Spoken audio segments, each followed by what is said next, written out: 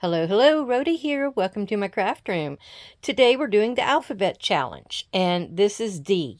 The prompts will be distress, document wallet, daisy, and the bonus word is decoupage. And the term or meaning of decoupage is the art of decorating objects with paper cutouts. So we are going to be doing that. So I'll be able to use that bonus word. Thank you everyone for coming to visit. And this is going to be my D page that I'll be decorating. I'm going to be making a belly band, and then we're going to make a document wallet to slide into it. So let me get that out of the way, and I'm going to show you the sneak peek out of my genealogy journal. All right, let's see what today has in store for us. And it will be, ooh, a nice big picture over here. All right, these are some old photos that we had. I know this is one that we had in our own kind of box. Now, I mentioned my grandmother in the last video where I was showing the sneaky peek that Grandma Rhoda had a shoebox that had a lot of the old photos. I forgot to mention that those photos that she had were probably her mother's. So, because great-grandma Polly was well known for taking very good care of the old photographs, and a lot of them that we have today are from her and other members of the family that moved over here to Virginia. So this was Grandma Rhoda and her sister Janie. They were the two youngest children of Fred and Polly Mill Salmons. And Fred and Polly both had previous marriages. And together they had 8 children together. Well, how should I say it? Okay. Together they had, she had 3 by previous marriage, and he had about 8 or so. And then together, I'm guessing they had about 6. One of the little children died. And I was told that there was a little boy, or little baby boy that died that was named Miles. But I had no information on him whatsoever, except for one of the older family members' memories. So anyhow, the girls all loved their family, and to show their love and respect for them, they all agreed to name children after their parents and then siblings. And boy, there are so many Freds, Rhodas, Williams, Polly's, Mary Elizabeth. Oh my goodness. And if you think about it all, you'll notice that 3 of them had Fred for the name of their first son. And that was one of the funny things. Great-grandpa Fred, he wanted all of the first sons named after him. Now, his oldest daughter with Polly did not believe in that. She didn't believe in all that, having the same names over and over again. So she named her first son Roy White. So Fred had gone over there when the baby was about to be born, and he was hanging on nails, to waiting for the baby's birth and then what they were going to name it. And when she told him that they were naming it the baby Roy, he went back home. He was in such a snit, and he said everybody was asking him, "Oh, what was the baby named? What was the baby named?" And he says, "Oh, I don't know, Rumpelstiltskin or something like that." So he did not like that very much at all. Now this is a cool photo because these are the 3 that came to Virginia. It's oddly enough, but they were the 3 youngest of Fred and Polly. So this is Grandma Rhoda, this is James Harrison, and that's Martha Jane. And I forget who I got this photo from. My Aunt Lucy had a few photos. My Uncle Harrison had a few. Now, he was named after him. But he didn't have too many at all. So I'm not really sure. I went around and around finding photos. Okay. Now this one. This is the Fred and Polly. Now he had something on his face, and I think I fixed that. I did a little photoshopping back then, Wayne, just a little bit. My friend had given me a disc, and I had a book. So I was able to take and clean things off of here. But this is Fred Salmon's before he got the beard, so it was an older shot. And he has my grandma on his lap. Then there's Polly, and she has little Janie. James Harrison's back here. This is the two oldest girls, Effie Florence and Ida Bell. And these two gents are from Polly's first marriage to that Cart Salmons. That one that was, you know. And I had gotten this wrong, and I don't know if I fixed it up here or not. But I used to think that this was Kelly and that was Lafayette. But it's not. It's the other way around. This is Leif, and that was Kelly. So, what did I say up here? And I'm guessing this is the old home place that's set up on Jenny's Creek, where I can only assume, where he was, he had a blacksmith shop just up the road and everything. Now, Ida Bell is the one that married Picture Taken D. And he was a Markham. There was 3 of the girls that married Markhams. Ida Bell married Picture Taken D. Markham, or Moses D. Then Janie married James Arthur Markham, or Jim Pokey, as they called him. And then my grandma married Grover Cleveland Markham. And it was said that none of them were related. Yeah, that's a big laugh for coming from those West Virginia hills. I went, and I think that's why I got so many Markham things. I set out to prove that they were all related. And her husband were both from the same son of Josiah. And ours came down from another one, but everybody matched back up to Josiah. Okay, I think that's all for this page. All right, well, let's get to our crafting, and I will be able to tell you more stories. I know you're enjoying this, Phyllis. I'm getting to be able to tell you a bunch of the family history and fun pictures to boot, right? Okay, so I have a few scraps here we're going to use. I have this, which is like one of the Thinlits dies. I probably got it at Hobby Lobby. I don't remember. But it's 665079. It's Jar of Flowers. But I'm going to use this little guy right here for my daisy. That's the only thing I'm going to use out of it. And I've got my Sizzix little cutter here to work with. And for the document wallet, I'm going to be using one of these. I got Delightful Daisies. This is Nature's Garden by Crafter's Companion. I think I got that down at Michael's one day. I didn't even realize. I guess they got it as a special or something. I'm not exactly sure. Now I'm going to look in here and see which one of these color schemes works for my book. I've got teals and pinks and things like that in there. I really like that one. It might be that one. That first one is too pale for me. I kind of like that one. But what else do I have? Now that one's got sort of a teal appearance. I think that might be as close as I'm going to get. Oh, and then that one. Oh, this one will be perfect. Because it's got the I love the dragonflies. But it's got like a teal version to it. And of all of these that you see, that's the only other one that would be kind of teal. I don't even know if I've got any more of those.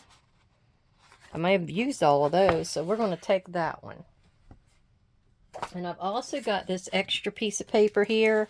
It's just a foil piece that I got with some extra papers, but we're going to use this to be one of our dividers in our wallet. And I'll set that to the side. I'm sitting here trying to figure out how I would like to cut this because my book is only like 8.5 tall, you know. And so I would really like to get that one dragonfly up there. but I don't know if I'm going to be able to, you know, along with all daisies. So if that's at 8.5 right there, and it looks like that one's going to have to, maybe I'll use that as one of the cards that goes inside of the wallet. That's more than likely what I'll end up doing. Okay, so I'm going to go over there, and I'm just going to cut it off at 8.5, maybe a little shorter. And then I will just leave it the 12 inches wide, and I'm going to tri-fold it. Am I going to? Yeah, yes, I'm going to tri-fold it. Okay, as you can see, I cut it off right there, and I ended up cutting it at a little past 8, about 8 and 1/8 is what I ended up cutting it at. So, now with the tri-folding it, you don't want to exactly tri-fold it evenly. Like this is 12, so that would be at 4 and 8. I don't want to do that because where I want to fold it up to be inside, I wouldn't mind having this this part here to be the outside. Yeah, the outside. So let's just play around. So the outside, I would definitely like it to be at the 4, I guess. We'll just go ahead and score that at 4. And then I'm flipping it because I don't have a wide scoreboard. And then the other one, I don't want it to be that wide because I need to have like a little area to tuck inside. So we're just going to go with 3.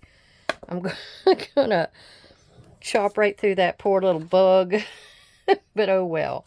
All right, let's go with that and see what we got. And I still have this piece over here to be cut on.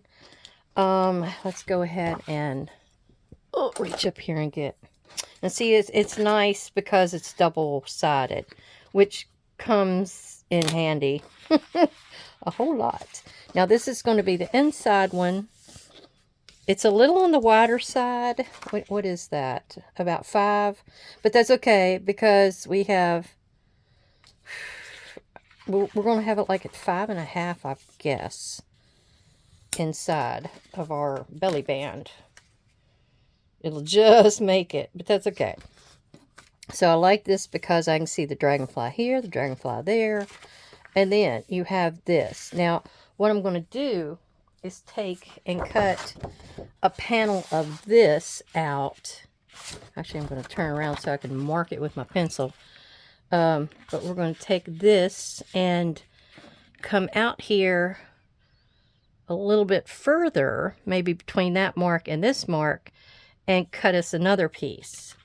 And then let me mark where this needs to be down here. And then I'm going to go over and cut that. Okay, so you don't have to, but I'm going to. But I want to cut a thumb punch out. Just, you know, just so you know that it is a pocket of sorts. Ooh, that was tight. Okay. So we got that done. And then I'm also going to round the 2 corners for that outside piece, like right there and right here. There we go. Now, the gluing part. We're going to glue this down.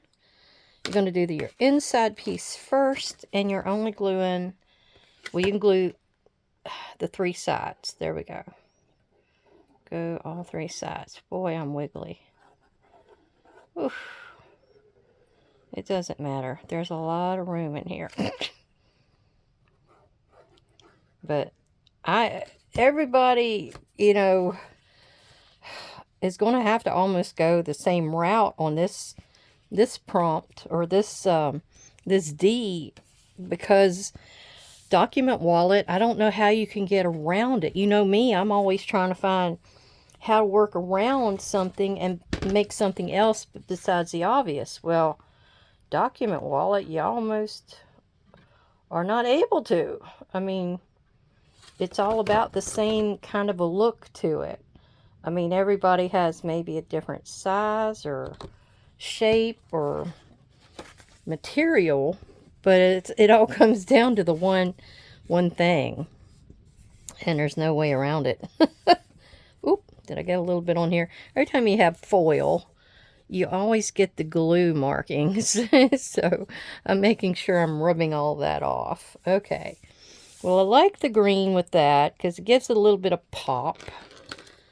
And we have our document folder made. Now, a way to seal it shut. Let me find something for that.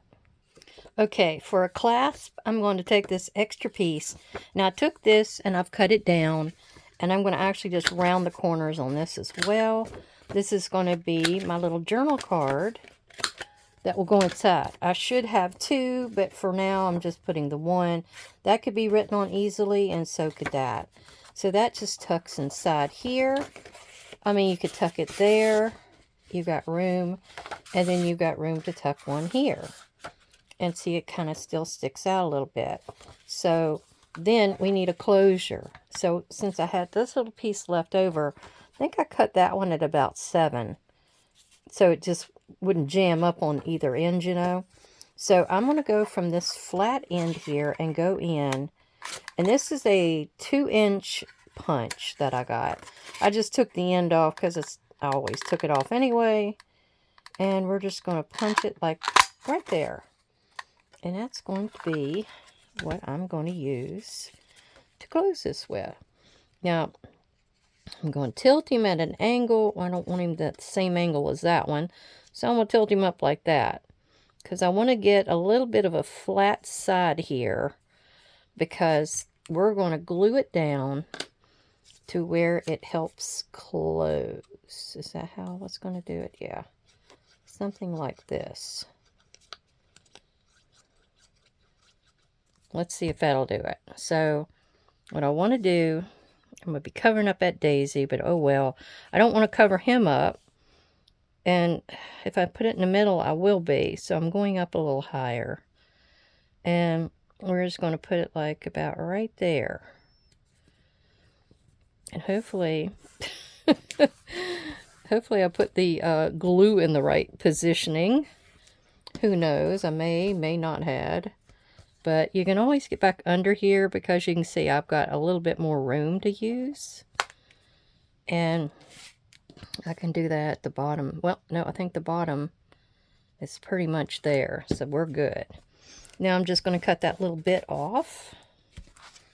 And our document holder is done. Whoops. Okay. And see, that's all you have to do. I'm going to leave it out for right now just so it can dry flat. And then I have a piece for something else at a later date. Okay.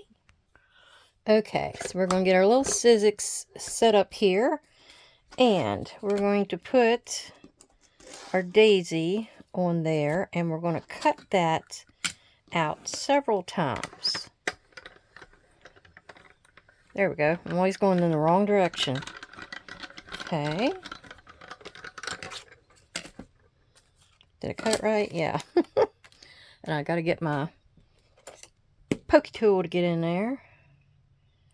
So, I'm going to do several more of that. I don't know if I'm making 1 or 2. I might make 3. Wow, I'm looking at this thing and it's almost the same size as my page. Oh, okay. Well, we're going to do that. And cut it off. And so let me just leave my document holder in there. But I was going to decal edge cut these sides. And then I'm going to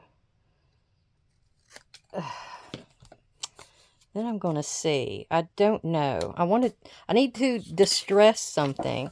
So I also had this little piece of scrap paper that maybe I can just scratch that along. But this is my decal edge cutter. I've got 6 of my daisy heads over here because I'm going to do 2 for each one. And then I've got this that I've pulled out, and we're going to use that pretty little green instead of a yellow center. I'm using green. I didn't have anything yellow. So I'm going to ad lib artist, what do you call it? Artist choice. Okay, I'm going to do that. Give us a little bit of an edge. Because I got to get the stress in here somewhere. Okay. I can leave the other two pieces straight. And then I'm going to rip on this one. And then we're going to distress with some ink. Let's see about ripping down through here a little further. Yep, I think that's good right there. And then I'm going to rip the other side. So we'll come down through here like this. I just needed a base at the back, I felt, for the daisies to rest on. Okay. Plus it gives your eye a little bit more interest. Doesn't hurt to have some interest. Right? Oh, yeah.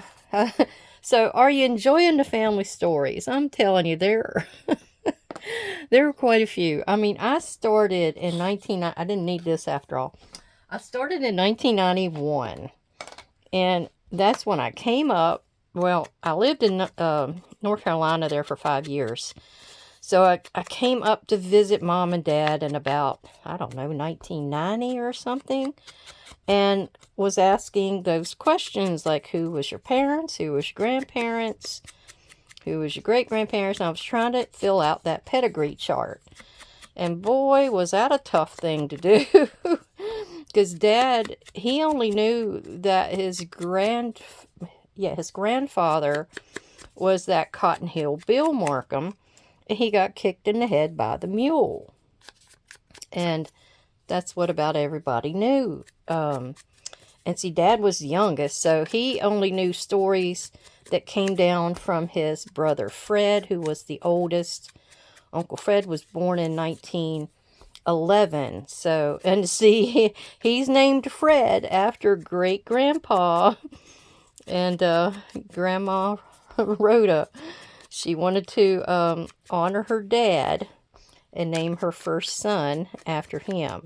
Now, there's something called the name game. I think I've discussed this before with you all. But there's something called the name game. And in the old days, when you did not know or couldn't find records or anything like that of the family, and I'm going to put a little dot of glue on 3 of these and put the other 3 on top, you would be able to kind of go by this name game to figure out the names of the parents. In other words, you could go backward in time. Now, see, you would usually have the first son and daughter named after her parents. And then you had the next son and daughter named after his parents. Then you would start to go to sibling, or the sisters and brothers of your parents. They would start to come in to be named. And that's how we have so many named after the same people. They just got named after those same people over and over again. So I'm going to put me this bunch of glue on the back side so I can glue this down. So yeah, that's how you could go about that. Say you didn't know. Now it didn't quite hold court in our family because my dad, he was the last, and he was named after his father.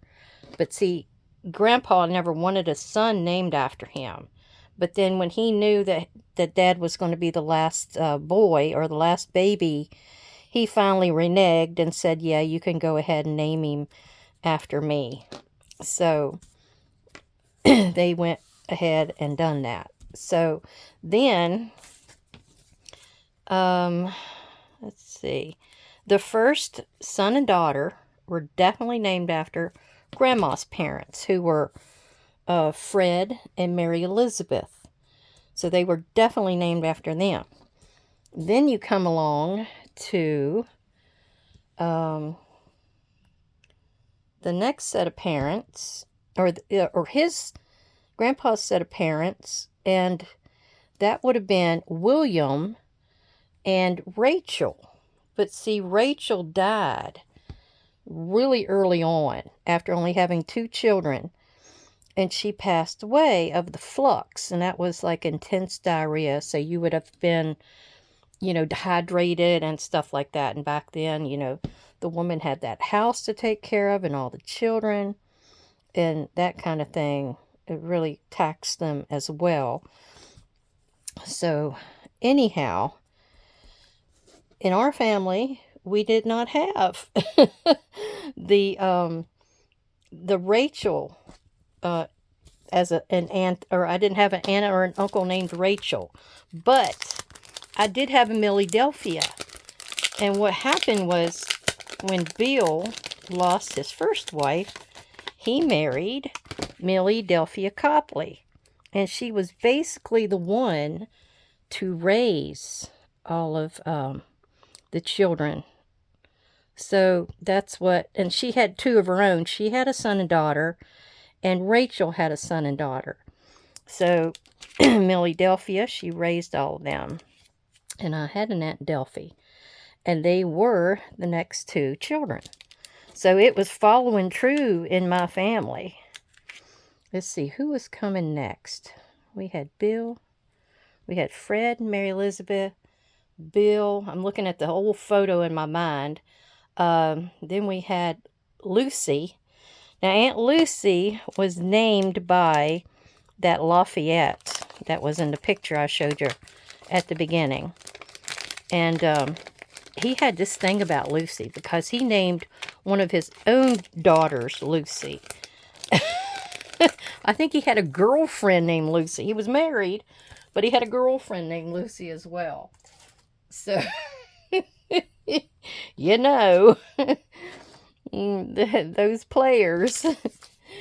So we had a Lucy, and then I forget, I had an Uncle Bob. Now, he was Robert Martin, and what happened with him is, I guess they weren't quite sure who to name him after, so he was named after the doctor who delivered him, Robert Martin Akers. And on quite a bit of the birth certificates and death certificates, we'll see R.M. Akers. And that was him. Let's see. Then my Uncle Howard, we call him Haird, have no earthly idea who he was named for. I've asked you, Phyllis, and you said you didn't know. I don't know if any of your sisters would know, or, some of these things you just don't remember to ask. And that was one of my fascinations on who was named after who kind of deal. So I figured out who Mom was named after, who I was named after, my sister and brother, that kind of thing. All right, let's see how this is going to work. Let me tuck this in here. Now, I did my distressing on this strip here. It's not a heavy distressing, but the colors go really well with what's over here. I do like that. You got a little bit of white in here, plus the daisies play off the daisies here. Although they got a green center, that's okay. We're okay with that. Let's see if it'll slide in. If I gave it enough room. Yada, yada. There we go. It did have enough room, and I think I'm going to leave it in there so it'll stretch it. Doesn't feel like it's sticking anywhere, so that's good. That's good. I'll probably close it so it'll also hold it down. But there we go. There is my alphabet challenge D, which is kind of cool. That is my middle initial, Diane. But we have Distress, which is on under the daisies here. We have the document wallet. We have Daisy itself. And we have Decoupage, which is layering with paper cutouts. So we got it all. We got all 4. All right, everybody. I hope you enjoyed that. And I hope you come back again and see me soon. Give me a thumbs up if you think about it. Leave a little message if you also would care to. And just say hi, if nothing else. Let me know how you're doing. And I will see you again soon. Bye-bye.